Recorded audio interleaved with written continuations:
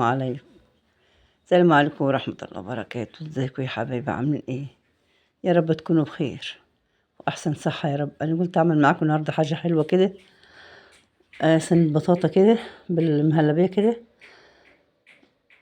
فهنعملها مع بعض اهوت. انا قشرت البطاطا ودي اخر واحدة بعملها.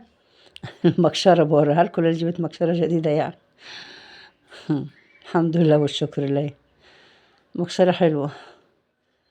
خلصت اهوت وقطعتها كلها في الحلة، وان شاء الله باذن الله هقوم دلوقتي اخلصها واشوف كده اعمل ايه معاكم واوريكم هعمل الصينيه الحلوه دي ازاي. حطيناها على النار، حطيت كوبايه لبن ونص كوبايه ميه، حطيت 3 معالق سكر اهمت. زودنا كمان واحده، يلا مش اشكال، يلا. هما بيحبوا الحاجه مسكره هنا حدين. هسيبها كده، هقلبها في بعضيها وهسيبها كده على النار بقى لما تستوي. هرسها قدامكم واخلص اهي. بوريكم انا بعمل ايه. هرستها شويه وبعدين عملتها نص كوبايه ميه عليها معلقه نشا، بزودها مع البطاطا كده واقلبهم في بعض يعني، تقليب مستمر. اخلصها واقلبها واخلص وافرزها في الصينيه كده. النشا بدها حاجه كده زي مزجه كده حلوه يعني، تبقى حلوه يعني، ماده لزجه كده حلوه يعني، تبقى جميله. شفتوا معايا عامله ازاي البطاطا جميله والله. انهرست معايا حلو هيت وخلصت. هرستها جامد، تبقى ناعمة كده وحلوة.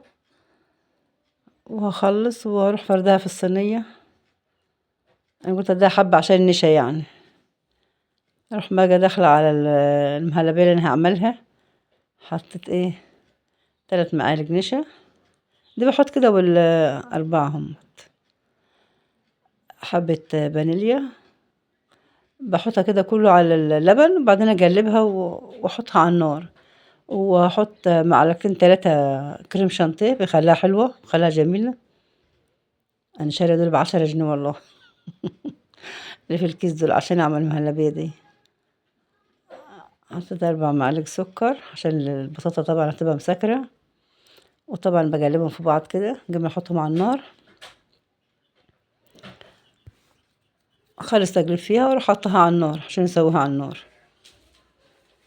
لازم الواحد يقلبها جامد كده عشان يبقى كل حاجة دايبت فيها يعني، النشا والسكر وكله يعني. احطها على النار لغاية لما القوام بتاعها يتقل كده، وهوريهولكوا دلوقتي.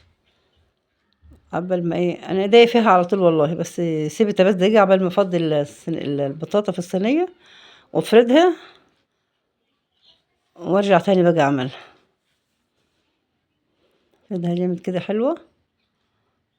معايا لسه مهلبيها على النار.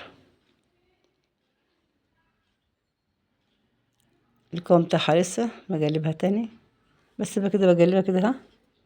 خلصت خلاص الكريمة بقت جميلة اهي وحلوة قدامكم. اروح احطها بقى على البطاطا واسويها بقى تحت الشعلة.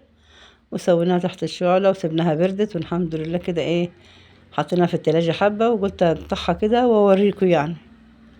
يا رب تكون تعجبكم يا رب. بس اني سيبتها ساعتين بس يعني في التلاجة، بس برضه كان طلعتها يعني كانت حلوة برضك يعني، الحمد لله. الخرطة طلعها اوريها لكم اهي. مهلبية جميلة والله بالبطاطا روعة.